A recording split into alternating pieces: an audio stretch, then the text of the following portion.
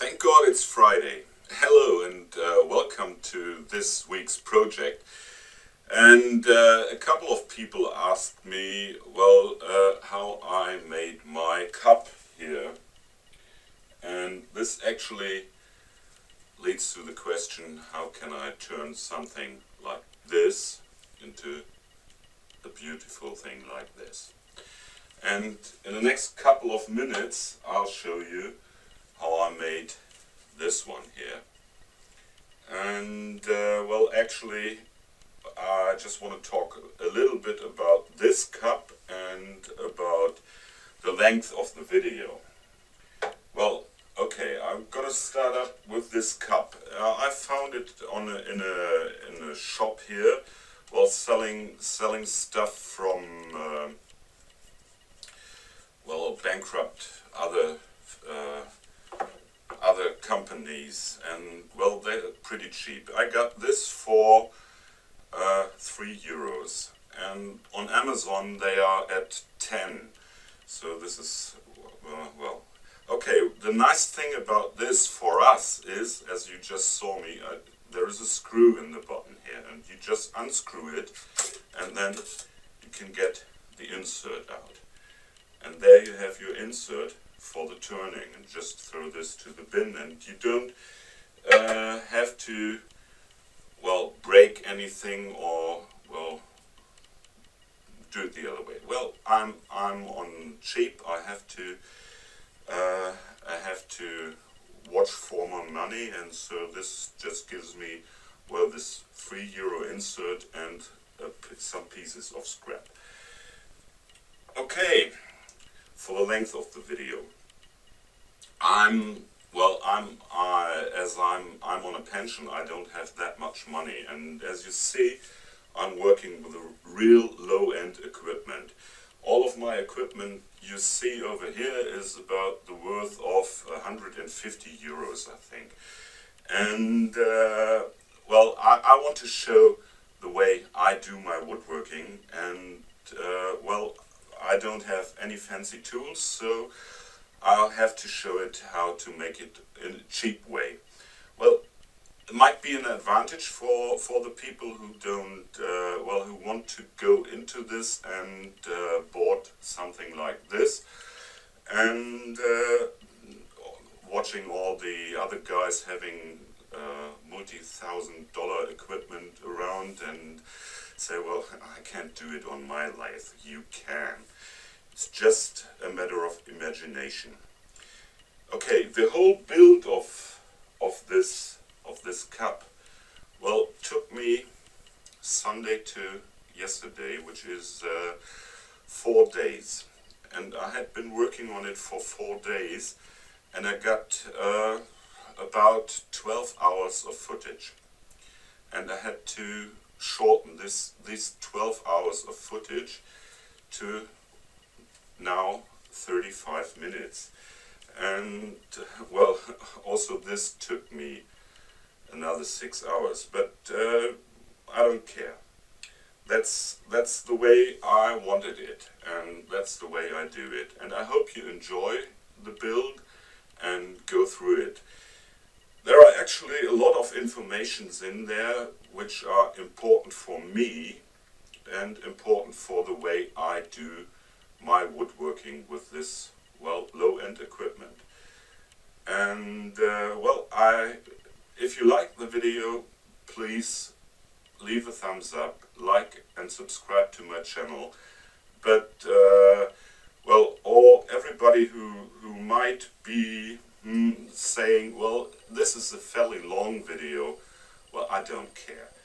This is what I do for you, and what I do for me, especially for me, to show you my woodworking. And 4 days of work in this beautiful cup,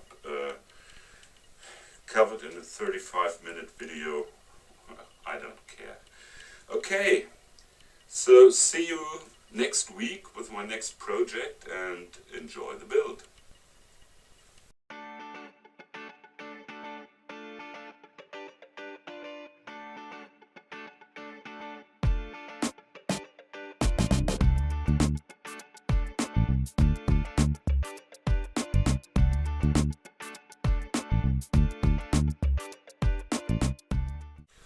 an advantage of segmented turning is you can use of your scraps.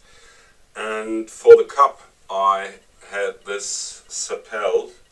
Well, this is actually enough for the whole cup, but I want to have a contrasting wood to that, and I'm just looking through my scrap pile, and I got, well, a piece of oak, but I think the oak is not the best choice for contrasting with the Sapelle, because well, I don't like this greenish color of the oak.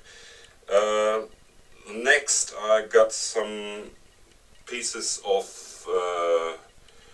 beech. They would make enough of the pieces, but I finally stumbled over this one here. I don't know what it is, because well, I got this, well, almost 2 years ago, as I built my first tissue box, and well, it looks pretty nice and got some nice grain in there, and I think it could work as a nice contrast for the Sapelle. So I'll take this, and for the bottom I have, well, the choice between birch or beech. Well, I think I go for the beech because it's a little, well, harder, and it withstands well, it withstands forces better than the birch, because when you hit on birch, you have a depression in there, and this isn't looking nice for a piece of everyday use. Okay, so I got, well, actually this one here had been made for a cup, well, cut for a cup, and I'm gonna cut this one to a piece like this, so I can get 30 of the small pieces for the segmented turning out of it. Okay, I go ahead and do this at the table saw. Well, this is just a quick tip from me, because when you want to, well, when you are doing your projects, and for, well, if you all of my projects are kind of, well, prototypes, and for repeating the whole process, if it's successful, I got this, well, old-fashioned book here, and in this book I write down all the setups for my tools, which I need for cutting the pieces in this case. And now it's just a matter of, well, aligning the setting up the tool here, the miter saw, to 15 degrees, and do the cutting. But first of all, I have to. I start by cutting from an offcut. This is beech, and see whether the angle is right or not. If you don't do this, you might be in trouble. I'm just checking whether this half circle ends up on a straight line, and I think that's it. Yeah, okay. So this is the final setup for the rings, and to ensure that I got the right dimensions, it should be, the inner circle should be smaller than the bottom of the cup, and the outer circle should be larger, and that's it. this is the right setup now for the real pieces. Okay, for cutting this board into the small pieces, I go ahead and mark one side as a top side, because I want to have every second piece the same direction. So this is the outside and this is the inside, and or the other way around. But I don't want to switch in between.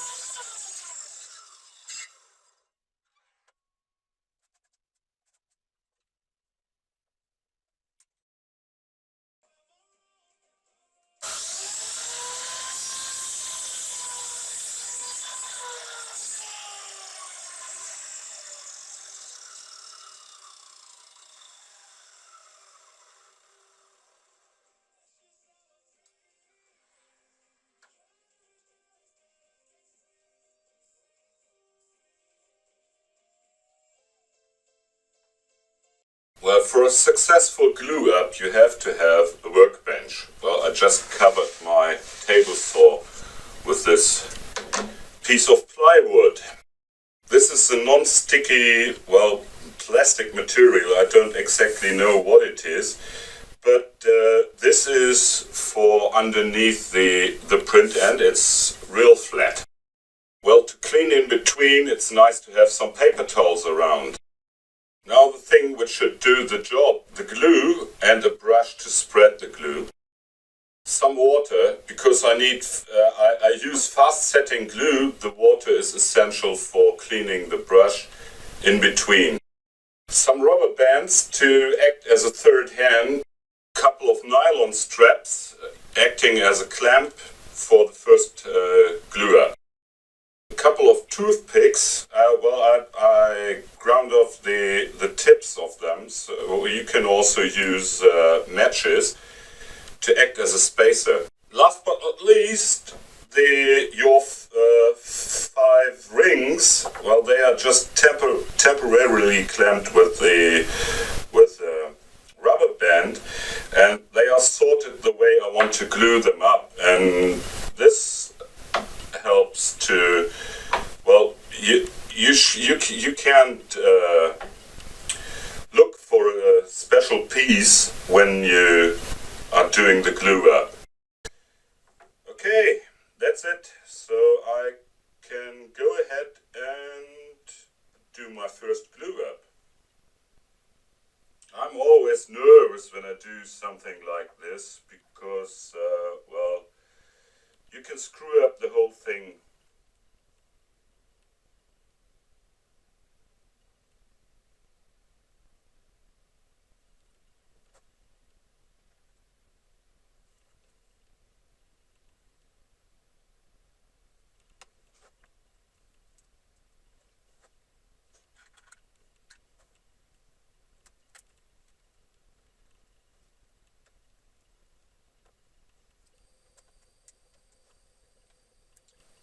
Well, the dry-fitted pieces are pretty easy to handle, but these, with the glue on, they act like covered in soap.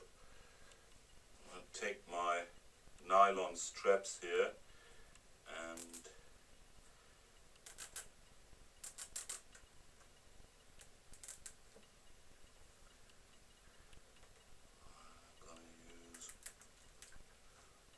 one at the top and one at the bottom. Well, I turn it around.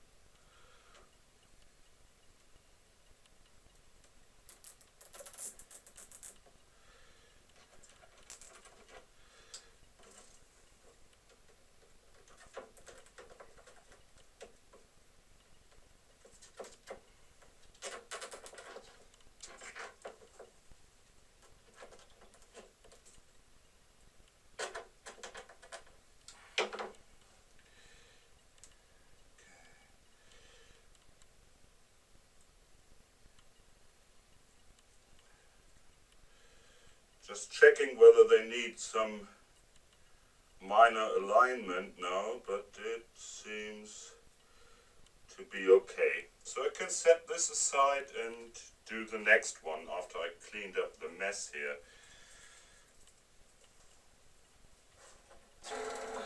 Okay, now they sit flat on the surface here, and now I go ahead and sand away the marks.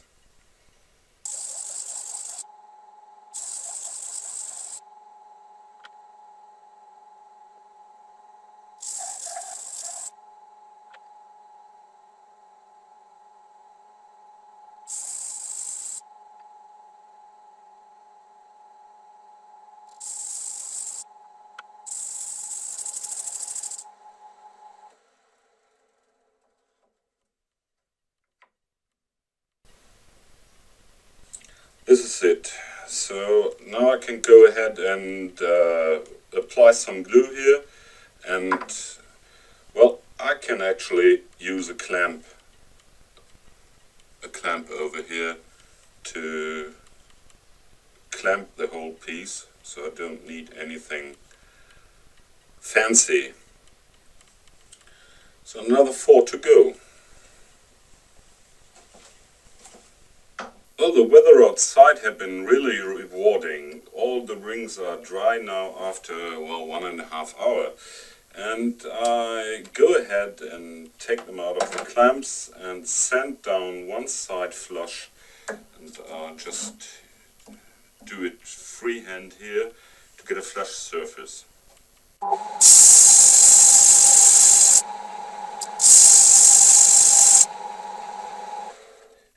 Well, the same as on the other, to check whether I've got everything.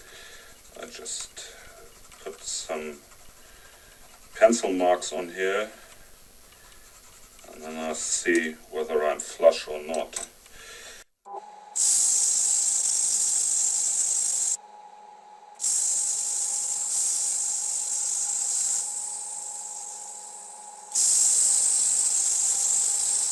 I'm checking with my ruler here.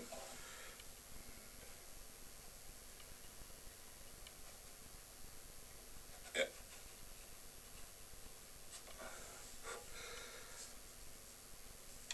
This is the first one, so just another 4 to go.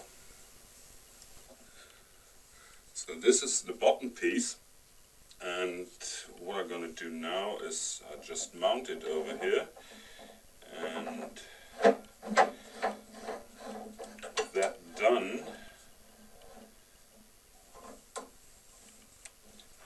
okay. So now I go ahead and true up this face and make it real flat, just with a small depression. I'll show you why. And I'll get this one round so I won't have a lot of vibrations in there.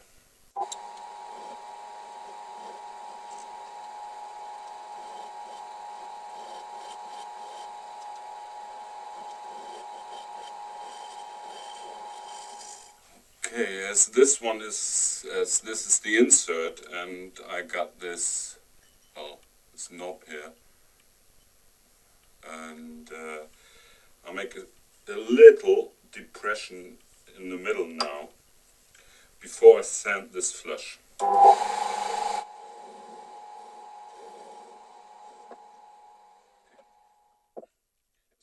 Now the advantage of this depression is when I go ahead and sand using the block here, actually in the middle it won't be sanding at all, because, well, it's just turning on one piece. So I'll end up with a round shape here, although using the block. And I'll do it like Brendan Stamp told us. I'll use the block, and well, this is 60 grit sandpaper, no, 80 grit sandpaper. and just go ahead and approach this turning piece without going at an angle, because when you start up coming up to an angle, you end up, well, on a cone shape.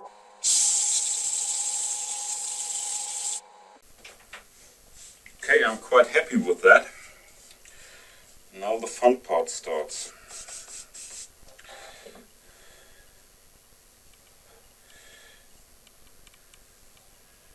So go ahead and glue this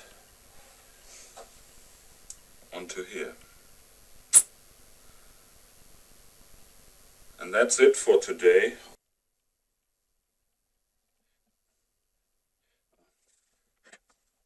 This thing tries to move. Can we keep it in place? I don't know why I'll make this whole thing here is the best to do something like this, but I'll get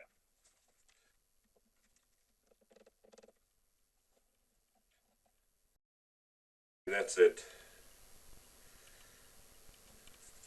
I let that sit for, I don't know, a couple of hours. Maybe I'll come back tonight, but I'm not sure.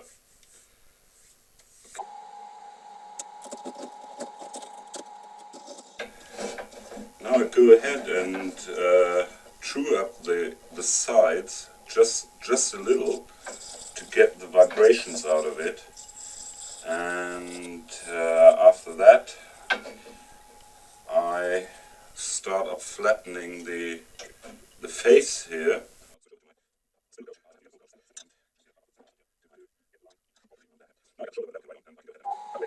Inside here.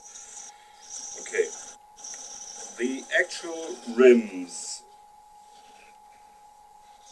over here should end up like this, but as the top rim goes into the wood here, it would look awkward to have a shorter one up here. So I on tests on the earlier cup, I found out I just have to make the bottom one 30 millimeters, the next 29, the next 27, the next 26.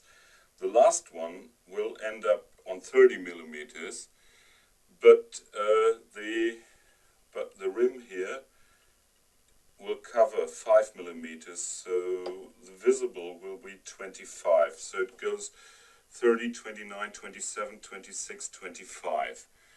And this millimeter in between there won't be visible. But if you leave a very small one on the top, that would be visible. Okay, so I go ahead and start hollowing out, because, well, I don't have these long tools. I just got a scraper that long here, and well, I couldn't hollow out a piece like this. This is obvious, so I do it this way. I start by taking the smallest diameter, which is the bottom here, and I transfer that over to my piece.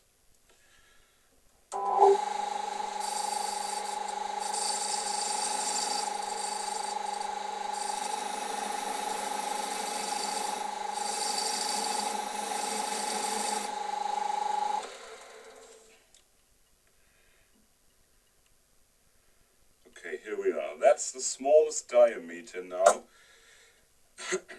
which will be the actually the bottom. And again, for the book, I take this, I just mark the rims. So this this diameter here is 54.5 millimeters. 54.5. Okay.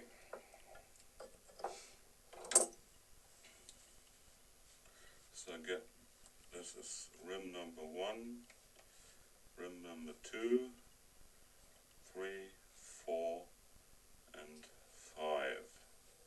That's it. So I mark all the diameters at the where the pieces meet. Okay.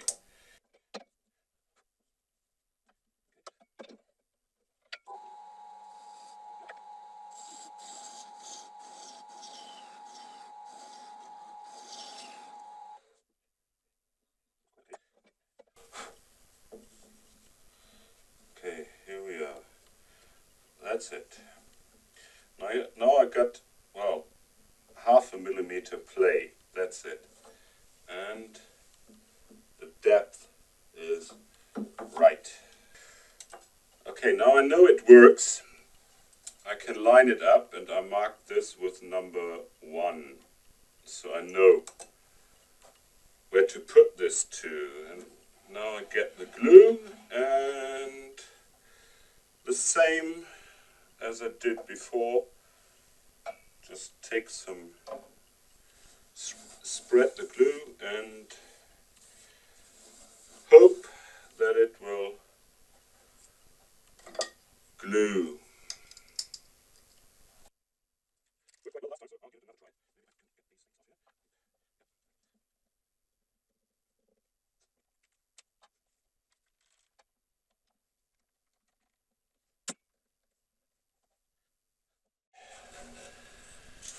Start turning.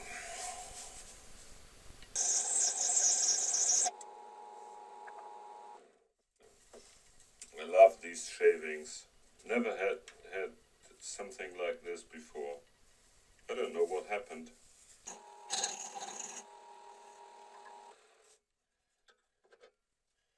Well, I do want to end up with a pretty tight fit. And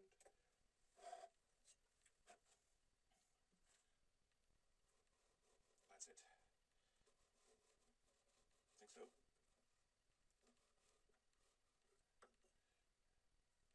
Yeah, that's it. Just give it a light sanding now with the 80 grit sandpaper.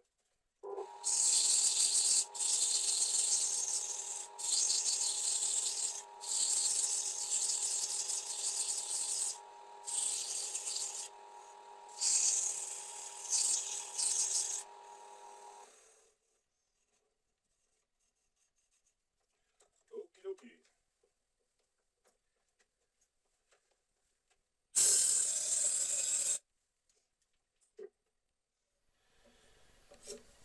Well, it's bottoming.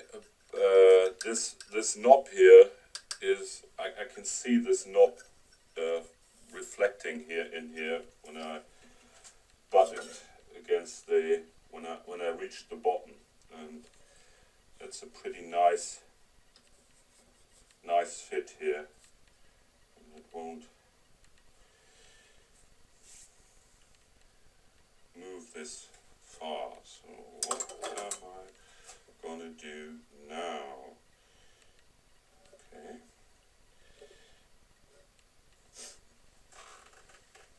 Well, actually, with the cup bottoming down, I got, well, 17 millimeters now. But I want to leave this here 22, 25, something like this. So I might get this a little shorter. I'm not at the point. I can shorten this one, and I'll do this. And the cup, the insert, will be pushed away from the bottom by about, let's say, 5 millimeters. The reason for that is then the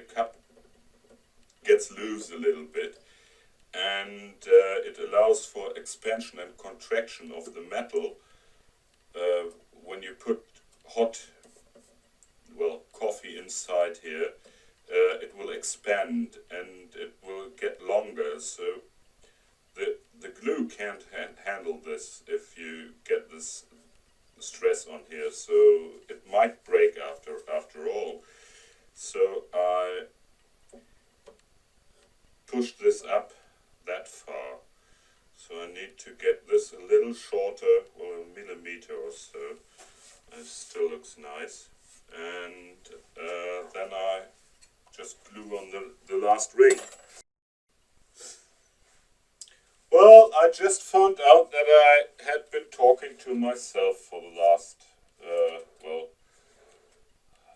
3/4 of an hour. Okay, what I did here is I trued up the outside of the last ring, and then I made this lip, and this lip goes into here. And well, actually the lip is just slightly larger in diameter than the metal, because as I saw, the metal is slightly out of balance. So I hope when I press this on, the whole lip goes into the right round shape, so I can go ahead and do the rest here. Otherwise the lip would stick out at one end, and that would be, I think it's awkward, and I don't want to have this.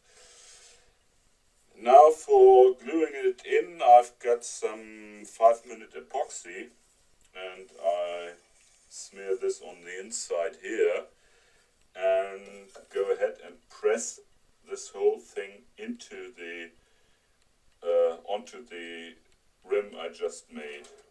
So I hope I'll end up with a very true face, and I'll just lift you up there and you'll watch from the top now. Okay, whatever happens now is irreversible, and I hope it will work out.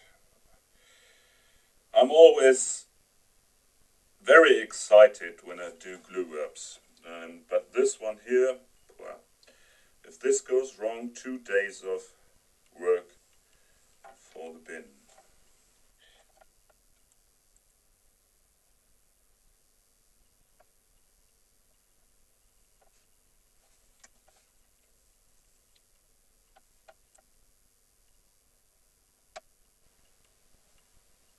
Blah, this is the stinky stuff. I don't like that.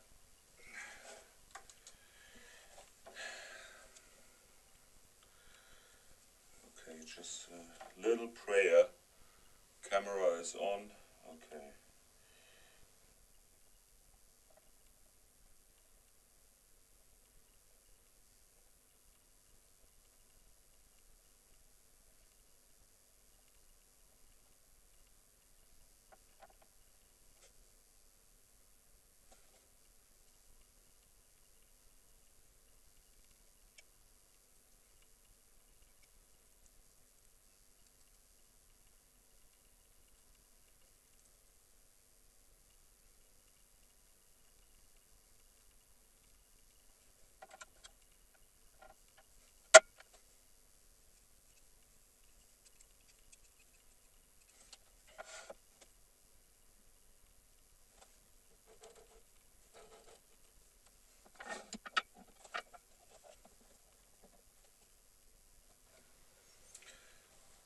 This is it. Now I wait for 1/4 of an hour. It should be hard within 5 minutes, but I want to be on a safe side. The big question is, what does it look inside? But that's easy, because we got our sketchbook, and the sketchbook tells us all the diameters we should go for. Okay. So I actually know that I don't know where my pencil is, as always. There it is. Okay, I actually know that here at the bottom it's 55 millimeters. Over here it's 60 millimeters. Over here it's 64. Over here it should be 70. And over here it should be 74 millimeters. Okay. So I just add, say, 10 millimeters, which will leave a 5 millimeter wall for the minimum. Okay.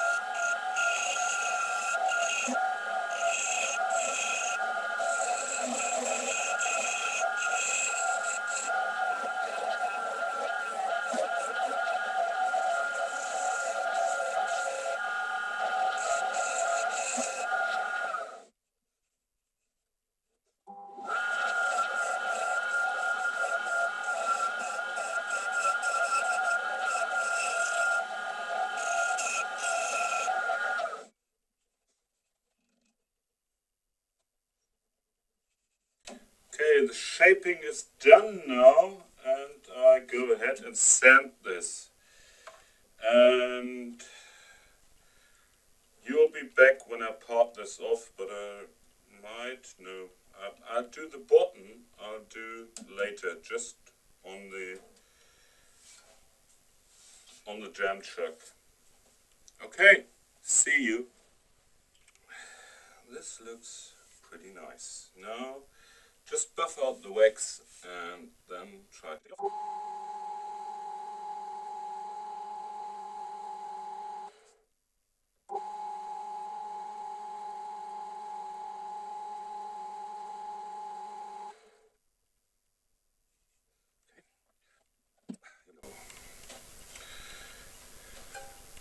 So this is it.